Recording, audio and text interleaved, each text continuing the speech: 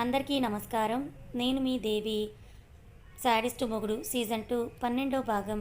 రచయిత వనజ గారు. నిజంగా డ్రాప్ చేస్తావా? లేట్ అయిందని అడిగింది. ష్యూర్. నువ్వింత ఇదిగా అడగాల్సిన అవసరం లేదు సీత. పద అంటూ ఆమె కూర్చున్నాక సీత చెప్తూ ఉంటే ఇంటికి తీసుకెళ్లాడు. రండి అయా ఇంట్లోకి అని సీత అడిగితే పర్లేదు సీత, నేను వెళ్తాను. మీ అమ్మ చూస్తే బాగోదు అనడంతో మా అమ్మ ఏమీ అనుకోదయాన్, రండి. ఇన్ఫ్యాక్ట్ తనకి మీ గురించి ఎప్పుడో చెప్పాను. ఇప్పుడు నువ్వే నా ఇన్స్టా ఫ్రెండ్ అని తెలిస్తే తను చాలా హ్యాపీగా ఫీల్ అవుతుంది, ఎగ్జైట్ అవుతుంది కూడా అని చెప్పిన సీత అయాన్ వద్దు అంటున్నా కూడా ఇంట్లోకి తీసుకువెళ్ళింది. సీత చెప్పులు విప్పి లోపలికి వస్తూ ఉండడంతోనే, సీత ఎన్నిసార్లు చెప్పాను నీకు తొందరగా ఇంటికి రమ్మని, లేదా ఫోన్ చేసి లేట్ అవుతుందని చెప్పమని, భయం లేకుండా పోతోంది నీకు అని కోపడిన మేరీ సీత చూపించిన వైపుకి చూసిన ఆమె అయాన్ కనపడడంతో, ఏంటి లవ్ చేసి ఏకంగా ఇంటికే తీసుకొచ్చావా? ఆ అబ్బాయి బాగానే ఉన్నాడు, మంచోడేనా? ఎన్నాళ్ళ నుండి లవ్ అని అడిగి అయాన్ నోరు తెరుచుకునేలాగా సీత తల కొట్టుకునేలాగా చేసింది మేరీ. అమ్మ అమ్మ, కొంచెమైనా మాట్లాడే ఛాన్స్ ఇవ్వవే, లేదా నువ్వైనా కాస్త ఆలోచించావా అని గట్టిగా అరుస్తూ అయాన్ ప్లీజ్ కమ్మని అయాన్ని లోపలికి పిలిచి మంచినీళ్ళు ఇచ్చింది సీత.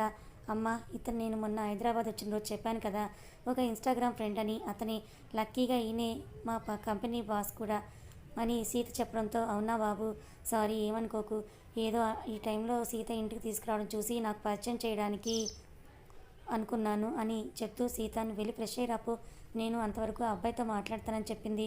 ఇంకోసారి తలకొట్టుకున్న సీత, మమ్మీ ఏం అవసరం లేదు, నేను అయాన్ కోసం కాఫీ పెడతానంటూ సీత కిచెన్లోకి వెళ్తుంటే అయాన్ లేచి ఆపేలోపే, ఈ టైంలో ఇంటికి తీసుకొచ్చావు, కాఫీ ఎవరైనా ఇస్తారా సీత? బాబు డిన్నర్ చేసే వెళ్తాడులే అని చెప్తూ, ఏం బాబు అని అడిగింది మేరీ.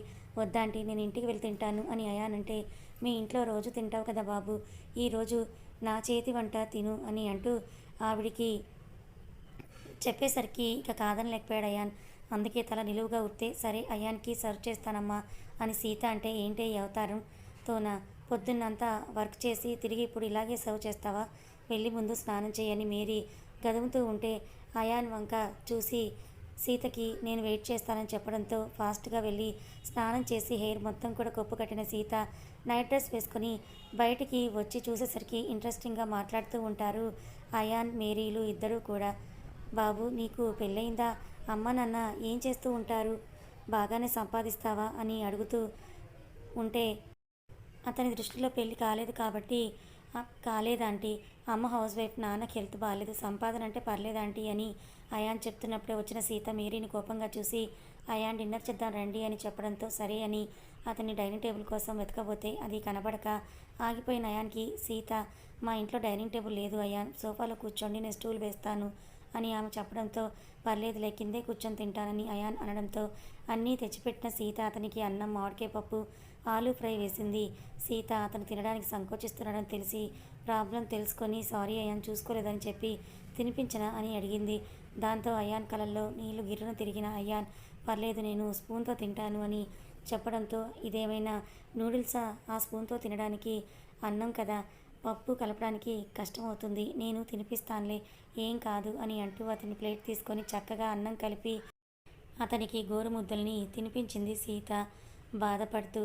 అయాన్ సంతోషం రెండూ పోటీ పడగా వచ్చిన అన్నిటినీ లోపలే దాచేస్తూ సీత పెట్టే అన్నం తింటూ పెరుగన్నంతో సహా సుష్టుగా తినిపించిన సీత లాస్ట్లో అతనికి దిష్టి కూడా తీసి చెయ్యి కడుక్కుంది. ఆమె చెయ్యి పట్టుకున్న అయాన్, చాలా రోజుల తర్వాత నేను కడుపునిండా తిన్నాను, థ్యాంక్ యూ సీతమ్మ అని అయాన్ అంటే, తన ప్లేట్ తీస్తున్న మేరీకి ఆ మాటలు వినబడక ముందు ఇద్దరిని చూస్తూ తింటూ ఉంది. సరే ఇంకా వెళ్తానని అయాన్ చెప్పాక, సరే జాగ్రత్తగా వెళ్ళండి, వెళ్ళాక ఒక మెసేజ్ చేయి అయాన్ అని చెప్పి కార్ వరకు తోడొచ్చిన సీత ఇతనికి బాయ్ చెప్పి, ఒకటి కొంచెం తినేసి అమ్మకి ఇప్పుడు ఆన్సర్ చెప్పే ఓపిక లేదు, రేపు చూసుకుందాం అనుకుంటూ ముసుగు తన్నేసింది. హుషారుగా ఇంటికి వచ్చిన అయాన్ హాల్లో కూర్చొని ఒకరి వర్క్ చేసుకుంటూ ఇంకొకరు బిజినెస్ గురించి డిస్కస్ చేస్తూ ఉన్నారని తెలిసాక వాళ్ళిద్దరినీ ఒకరి తర్వాత ఒకరిని ఎత్తుకుంటూ, కశ్యప్, అజిత్, నీకు చిన్నప్పుడు జరిగింది, కశ్యప్ నీకు 4 ఏళ్ల ముందు జరిగింది, నాకు ఈరోజు జరిగింది అని హుషారుగా ఎగ్జైట్ చెప్తున్న అయాన్ని ఇద్దరు వింతగా చూశారు. ఏమైందిరా అని ఇద్దరు అంటే, జరిగిందంతా చెప్పి నాకు సీత అన్నం తినిపించింది, ఎంత ఆప్యాయంగా, ఒక అమ్మలాగా నాకు కొసరి కొసరి మరీ గోరుముద్దలు తినిపించిందో తెలుసా అని అంటూ అరగంట పాటు ఇద్దరికీ కూడా చెవులు బొక్కలు పడేలాగా సీత గురించే చెప్పిన అయాన్, నువ్వు మాత్రం జరగలేదు, నువ్వు లక్కీనా, ఓకే మాకే ఆ అదృష్టం ఎప్పుడొస్తుందో ఏంటో అని కశ్యప్ అంటూ ఉంటే అజిత్ నాకు ఒక ఐడియా వచ్చిందిరా అని జోష్తో చెప్తాడు అయాన్. ఏంటి అని ఇద్దరు కూడా ఒకేసారి అతనితో అంటే సీతకి డెవలపింగ్ మీద గ్రిప్ బాగానే ఉంది. ఎందుకు అంటే ఒకవేళ తను మన జానకినే అయ్యి ఉంటే తనని డిపార్ట్మెంట్ మార్పించి మన బ్రాంచ్కే షిఫ్ట్ చేద్దామా, సో అప్పుడు అభి కూడా ఇక్కడికి వచ్చే ఛాన్స్ ఉందేమో అని అయాన్ అనేసరికి ఇద్దరు ఆలోచనలో పడ్డారు. అజిత్ కశ్యప్లు దుప్పటి ముసుగు వేసిన సీతకు వచ్చిన ఫోన్ కాల్ ఉలిక్కి పడేలా చేసి నిద్ర లేచేలాగా చేసింది.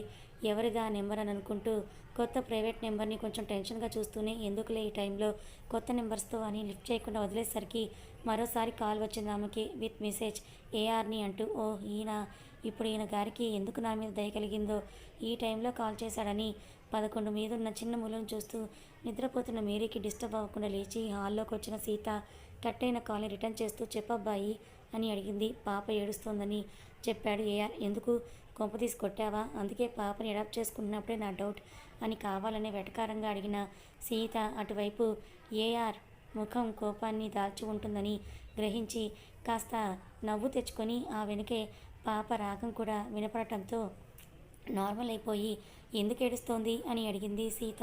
తెలియదు, తను చెప్పడం లేదని ఏఆర్ చెప్తే చిన్న పాప తనకి ఇలా జరిగిందని ఏం చెప్తుంది, పెద్దోడువు నువ్వే తెలుసుకోవాలంటూ నీతి చెప్పి అన్నం తినిపించావా అని అడిగింది సీత. వెంటనే కుక్ చేసిన నెయ్యి అన్నం తినిపించాను, ఏడుస్తుందేమో అని మిల్క్ బాటిల్ కూడా పక్కన పెట్టానని అది పట్టిస్తున్న ఏడు పాపడం లేదు, ఏం చెయ్యాలని అడిగాడు. అయితే ఆకలి కదన్నమాట, ఎక్కడైనా ఒక చోట పట్టుకొని ఏడుస్తుందా, లైక్ కాలో చెయ్యో లేదా కడుపో అని సీత అడగటంతో లేదు కానీ కొంచెం మెడ మీద అలా చేత్తో రుద్దుకుంటోంది అని అటువైపు నుండి ఏఆర్ చెప్పడంతో అవునా, తనకి స్నానం చేయించావా అని అడిగింది సీత. వెంటనే ప్రాబ్లమ్ని గెస్ట్ చేస్తూ లేదు అన్నాడు ఏఆర్. లేదా, అందుకే ఏడుస్తోంది పాప, చిన్న పాప కదా, సాయంత్రం కూడా తనకి స్నానం చేయించాలి, అప్పుడే ఫ్రెష్గా అనిపించి తిన్న వెంటనే నిద్రపోతారని సీత ఎక్స్ప్లెయిన్ చేయడంతో అవునా, మరి ఇప్పుడు ఎలా అని అడిగాడు ఏఆర్. స్నానం చేసి మెత్తగా ఉండే డ్రెస్ ఏదైనా వెయ్యి, హ్యాపీగా నిద్రపోకుంటే అప్పుడు అడుగు అని సీత అంటే నాకు స్నానం చేయించడం రాదే అని చెప్పాడు ఏఆర్. ఇంకేమొచ్చు, మనుషుల మీద గై గైమని అరవడం వచ్చా నీకు అని సీత అంటే నా మీద పంచులు ఆపేసి ఇప్పుడు ఏం చెయ్యాలో చెప్పు, ఇంకేదైనా దారి ఉందేమో చెప్పు అని అడిగితే నేను చేసిన షాపింగ్లో వైబ్స్ ఉంటాయి, దాంతో పాప బాడీని క్లియర్గా తొడు, అప్పుడు కొంచెం బెటర్ అయ్యే ఛాన్స్ ఉంది, అండ్ ఫ్రాక్ ఏదైనా వెయ్యి, డైపర్ ఖచ్చితంగా వెయ్యి అని ఏఆర్కి క్లాస్ చెప్పేసరికి టైం 11:30 అయింది. ఓకే నేను చేస్తానని చెప్పి కాల్ కట్ చేసిన ఏఆర్ పాపకి డ్రెస్ తీసేసి మొత్తం వైప్ చేసి డ్రెస్అప్ చేశాక స్వయంగా పాప ఫేస్లో రిలీఫ్ ఫీల్ కనపడడంతో రిలాక్స్ అయ్యాడు ఏఆర్. పాల బాటిల్ పక్కనే పెట్టి తనకి పక్కనే పడుకుని పాపని జో కొడుతూ అంతే చూస్తూ ఉన్నాడు పాపని. పాప హ్యాపీగా నిద్రపోయి ఏఆర్ని 2 గంటలు పడుకొనిస్తే పొద్దున్నే స్మైల్కి లేచిన ఏఆర్ అది డైపర్ది అని అర్థం చేసుకుని క్లీన్ చేసి వేరేది వేసేసరికి అతడికి పాపకి స్నానం చేయించాలన్నది గుర్తుకొచ్చి ఎలా అన్న ప్రశ్న మైండ్లో మెదిలింది. కుక్ అమ్మాయి అడిగితే హెల్ప్ అడిగేవాడేమో, కానీ అసలే తను ఆయాన్ని పెడదామా అని అంటే ఆఫీస్కి వెళ్ళినప్పుడు ఏమవుతుందనేది ఆల్రెడీ ఒకసారి చర్చ్ వల్ల తెలిసిందే. వద్దు, నా బంగారంకి నేనే స్నానం చేయించి నాతో పాటే ఆఫీస్కి తీసుకువెళ్తానని అనుకుంటూ బంగారం నాన్నతో ఆఫీస్కి వస్తావా అని అడిగితే వచ్చా నాన్న అని ముద్దుగా చెప్పిన పాప ఎగిరి ఏఆర్ మీదకి దూకడంతో క్యాచ్ పట్టుకున్న ఏఆర్ని చూసి కిలకిలా నవ్వేసింది పాప. కుక్ వచ్చి సార్ అన్నీ రెడీ అని చెప్పేసి వెళ్ళిపోతే ఇప్పుడు పాపకి స్నానం ఎలా అని 2 నిమిషాలు థింక్ చేసిన ఏఆర్కి బ్రెయిన్లో మెదిలింది మాత్రం సీతనే. కొంచెం త్వరగా మేనేజర్ దృష్టిలో మార్క్స్ కొట్టేయాలన్న స్టార్ట్ అయిన సీతకి ఏఆర్ నుండి కాల్ రావడంతో ఏమైంది పొద్దున్నే ఈయన గారికి అనుకుంటూ చెప్పండి సార్ గారు అని సీత అంటే ఏం లేదు, ఒకసారి అర్జెంటుగా ఇంటికి వస్తావా అని అడిగాడు. ఎక్కడ పాపకి స్నానం అంటే రానంటుందో అని. ఎందుకు ఏమిటో అని అడిగే లోపే కాల్ కట్ చేసిన ఏఆర్ తీరుకి పాప ఏమైనా ఇబ్బంది పెడుతుందా అనుకుంటూ సారీ మేనేజర్ గారు అని మనసులో అనుకుని ముందు రోజు చెప్పిన ఏఆర్ అడ్రస్కి ఆటో బుక్ చేసుకుంది సీత. గంట అయినా ఆమె రాకపోవడంతో కోపంగా ఉన్న ఏఆర్ గంటన్నరకి కాలింగ్ బిల్ మోగడంతో వెళ్ళి ఓపెన్ చేస్తే సీత పక్కనే ఇంకో చిన్న బాబు చింపిరి దుస్తుల్లో ఉన్నాడు. బాబుని చూస్తూ సీతని గట్టిగా అరవలేక లోపలికి పిలిచి పాప వచ్చి సీతని గట్టిగా కాళ్ళు చుట్టేసుకోవడంతో పాపని ఎత్తుకొని ముద్దు చేసేసరికి బాబు ముగ్గురి వైపు పెద్ద పెద్ద కళ్ళతో చూస్తూ ఉన్నాడు. ఖాళీ చేతులతో ఉన్న ఏఆర్ బాబుని కూడా ఎత్తుకొని ఎలా ఉన్నావు నాన్న అని అడిగాడు ఏఆర్. ఆ రోజు 500 రూపాయల నోట్ ఇచ్చిన జ్ఞప్తి రావడంతో బాబు బాగున్నానన్నట్టుగా తలూపి ఏమైంది ఈ బాబుకి, నీ దగ్గరికి ఎలా వచ్చాడు అని ఏఆర్ సీతని అడగటంతో చెప్తాను, ముందు ఇద్దరికి స్నానం చేయిద్దామా అని అన్నది సీత. కానీ చేయిద్దామా కాదు, నువ్వే చేయించాలి స్నానం, నేను చూసి నేర్చుకుంటాను అని ఏఆర్ చెప్పడంతో అదేలే అని చెప్పి ఇద్దరిని సింగిల్ బెడ్రూమ్ వంట ఉన్న వాష్రూమ్లోకి తీసుకుని వెళ్ళింది సీత. ఏంటి నా వెనుక తిరగకపోతే 2 బకెట్స్లో హాట్ వాటర్ పట్టొచ్చు కదా అని చెప్పడంతో అని అంటూ గీజర్ వేసి 2 బకెట్స్లోకి వాటర్ పట్టడంతో ఏం రాదు, కానీ ఒక కంపెనీకి మాత్రం సీఈఓలు అయిపోతారు అని చెప్పి బాబుని వాష్రూమ్లోకి వదిలి బ్రష్ ఇంకా మిగతా పనులు చూడమని ఏఆర్ని పంపి పాపకి బట్టలు తీసేసి మోచేత్తో వాటర్ ఎంత హాట్గా ఉన్నాయో చూసి ఏఆర్ వచ్చే వరకు వెయిట్ చేసిన సీత అతని బాబుని తీసుకొని వచ్చాక ఫస్ట్ పాపని ఇలా స్టూల్ మీద కూర్చోబెట్టి తలకి వాటర్ పోయాలి. ఫాస్ట్గా నిదానంగా పోస్తే ముక్కుల్లోకి వెళ్ళే ఛాన్స్ ఉంది. తర్వాత ఈ బేబీ షాంపూ వేసి సున్నితంగా రుద్దాక మళ్ళీ తలని క్లీన్ చేసి ఇప్పుడు బాడీకి చేయించాలి. చివరిగా ఫేస్ వాష్ చేసి ఇంకోసారి బాడీని కూడా వాటర్తో క్లీన్ చేశాక వెంటనే టవల్ చుట్టేసి ఫాస్ట్గా తల తుడవాలి, లేదంటే నెమ్ము దిగి జలుబు చేసే అవకాశం ఉందని చెప్తూ పాప స్నానం అయ్యాక టవల్లో చుట్టి తల ఆర్పు పాపలాగే బాబుకు కూడా అని చెప్పి ఏఆర్ని పాపని పంపించాక బాబుతో ఉన్న సిచ్యువేషన్కి చాలాసేపే స్నానం చేయించి ఎత్తుకుని బయటకు తీసుకొచ్చింది సీత. అంతలో అతను పాప తల తుడిచి ఏ డ్రెస్ వేయను బంగారం అని అడుగుతూ ఉంటే ఇది కావాలి నాన్న, అది కావాలి నాన్న అంటూ ఏఆర్తో గారాబం చేస్తున్న పాపని చూసి బాబుకు అర్థమవుతుంది వాళ్ళిద్దరు గారాల పట్టి ఆ పాపని నన్ను మళ్ళీ ఎక్కడికైనా పంపించేస్తారా అని భయపడుతూ సీత భుజాన్ని గట్టిగా పట్టుకున్నాడు బాబు.